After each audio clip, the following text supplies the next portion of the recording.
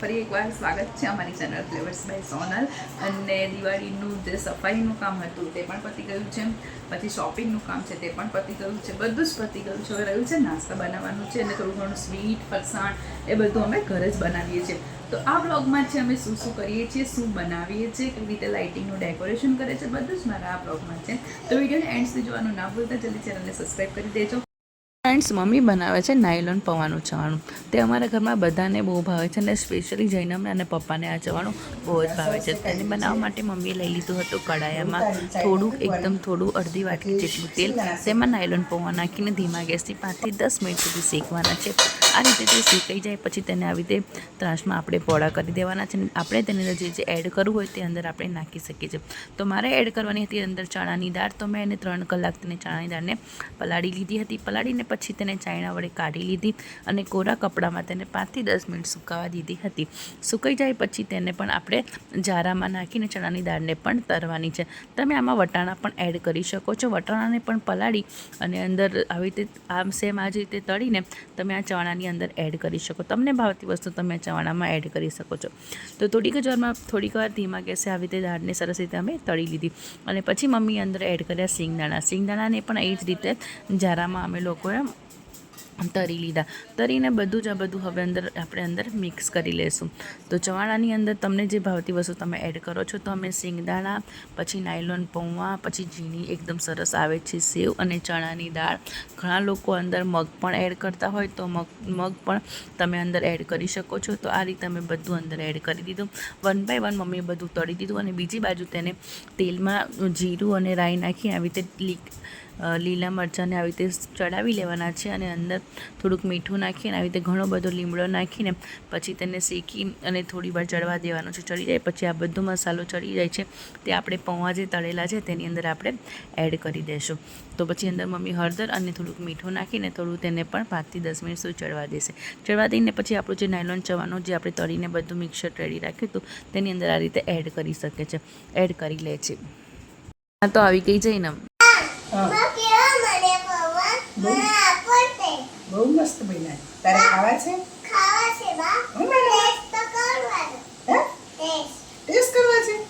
તો પછી મને કહીશ કે કેવો ટેસ્ટમાં, કેવું મીઠું તીખું બરાબર છે એવું ટેસ્ટમાં મને કહીશ કે સ્વાદમાં કેવા કહીશ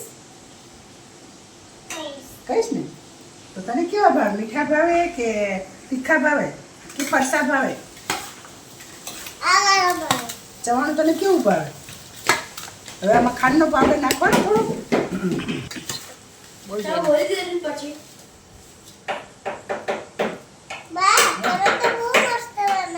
બહુ મસ્ત બનાવ્યા. તને ચાખવા આપું ને તો પછી તું મને કહેજે કે બા કેવા થયા છે. હો જો હજી ગરમ છે. હો પણ બસ તો તું ચાખીને મને કહીશ ને કે કેવા. જોરદાર. હજી આપણે બનાવશું. હવે સાંજે મઠિયા તળવાના, પછી જીરાપુરી બનાવવાની. તો તને ભાવશે ને? હા, પછી સાંજે ટેસ્ટ કરીશ. આ કરી પછી ટેસ્ટ કરીને શું કહીશ? એવું મસ્ત બનાવ્યું. એવું હા, સરસ.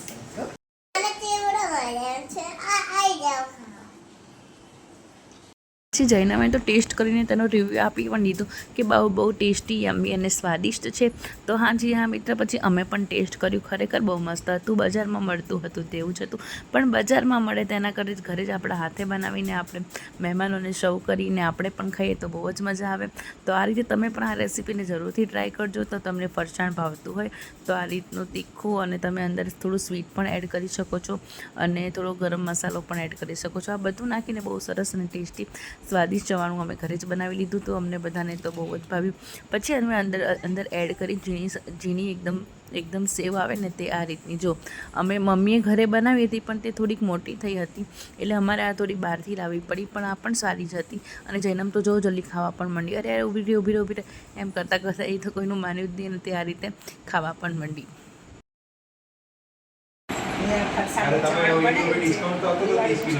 ફરસાણ બનાવ્યું છે. હવે આજે ચવાણું બનાવ્યું છે. એમાં નાયલોન પૌવા, સિંગદાણા, ઝીણી સેવ, ચણાની દાળ પલાળીને સુકાવીને પછી તળી છે, મસાલો, લીમડો, મરચાં અને વઘાર કર્યો છે. તમને 54 રૂપિયા અમને 60 રૂપિયા. ચવાણું ઘરે બનાવીને ખાશો તો બહુ ટેસ્ટી લાગશે. તો તો ફ્રેન્ડ્સ, આ શક્કરપારાનો લોટ છે મેંદાનો અને સોજીવાળો મીઠો. હવે તેને સરસ ઘીથી ટીકી નાખવાનો છે અને પછી આપણે તેના શક્કરપારા ઉતારવાના છે.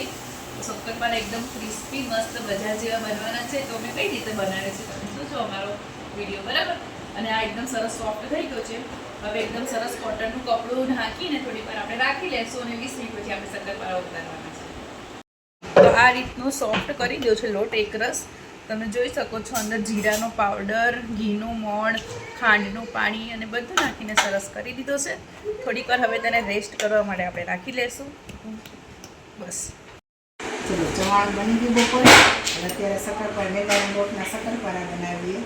એમાં 2 કપ મેંદો, 1 કપ સોજી, ઘી અને ઘીનો મોણ નાખી સરસ કડક લોટ બાંધીને શક્કરપારા બનાવીએ છીએ. આવા સરસ સરસ નાના નાના પીસ કર્યા છે ને.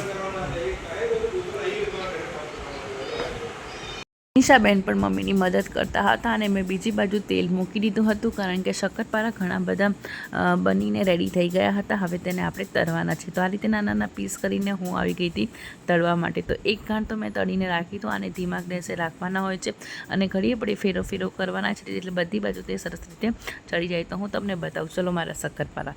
તો આ રીતના શક્કરપારા બહુ સરસ થયા હતા અને એકદમ ક્રિસ્પી કહેવાય ને તેવા ક્રિસ્પી થયા હતા અને કડકડ અવાજ પણ આવતો હતો. એકદમ બહાર જેવા હતા. પછી આ છે કીર્તિરાજના મઠિયા અને આ છે ચોળાફળી. આને પણ આપણે તળવાની છે. તો એ જે તેલ હતું તે થઈ ગયું હતું એટલે આપણે મઠિયાને અલગ કરી દીધા. હવે તેને પણ તળવાના હતા. એટલે હું તો તળીને થાકી ગઈ હતી. એટલે મમ્મી કીધું કંઈ વાંધો નહીં, તું આરામ કરી લે, હું મઠિયા તળું છું. તો થોડીક જ વાર બાદ મમ્મી આવી ગયા પાછા કિચનમાં, કારણ કે નાસ્તો બનતો હોય ને એટલે એ તો હાજર હોય જ અને એમને તો ખબર જ છે કે આ બધું તળવાનું આમ તેમ, એટલે આવી ગયા. અને પછી તમે જોઈ શકો છો ચોળાફળીને આ રીતે તળવા મળ્યા. અને ચોળાફળી પણ બહુ સરસ હતી, ફૂલીને એકદમ સરસ બજાર જેવી જ થતી હતી. એ તો અમને પણ ભાવતી હતી. એટલે અમે મઠિયા, ચોળાફળી બધું જ આવી રીતે તળીને રેડી કરી નાખ્યું છે. અને તો હવે આપણે બનાવવાનું છે સ્વીટ. તો સ્વીટમાં મમ્મી 2 આઈટમ બનાવવાના છે. એક તો અડદિયા, જે સિદ્ધાર્થના બહુ ફેવરેટ છે. મને તો નથી ભાવતા પણ બધા કહે છે હેલ્ધી અને હોય છે. દિવાળીની મીઠાઈમાં અડદિયા બની ગયા છે અને અડદિયા કમ્પ્લીટ કરી કાજુ બદામનું નાખી અને સ્વીટ તૈયાર કરી દીધું છે ને. હવે બનાવું છું મોહનથાળ. આ મોહનથાળનો ધાબો દઈ અને રાખ્યા હતા અને હવે લોટ શેકવાનો છે. અડદિયા અને મોહનથાળ 2 ઘરે બનાવીએ. પાપડી, મઠિયા, સુવારી બધું બપોરે તળી દીધું. હવે આ 2 સ્વીટ બનાવું છું. ના, મેં બધા જો મારા સરસ સરસ દીવડા લગાવી દીધા છે અને છોકરાઓ ફટાકડા ફોડે છે. હેલો જૈનમ, आप क्या कर रहे हो? चलो एक जला के दिखाओ हमें और सबको हैप्पी दिवाली बोलो अपने तरफ से. पहले फुल दिवाली बोलो. आप फुलझड़ी कर रहे हो?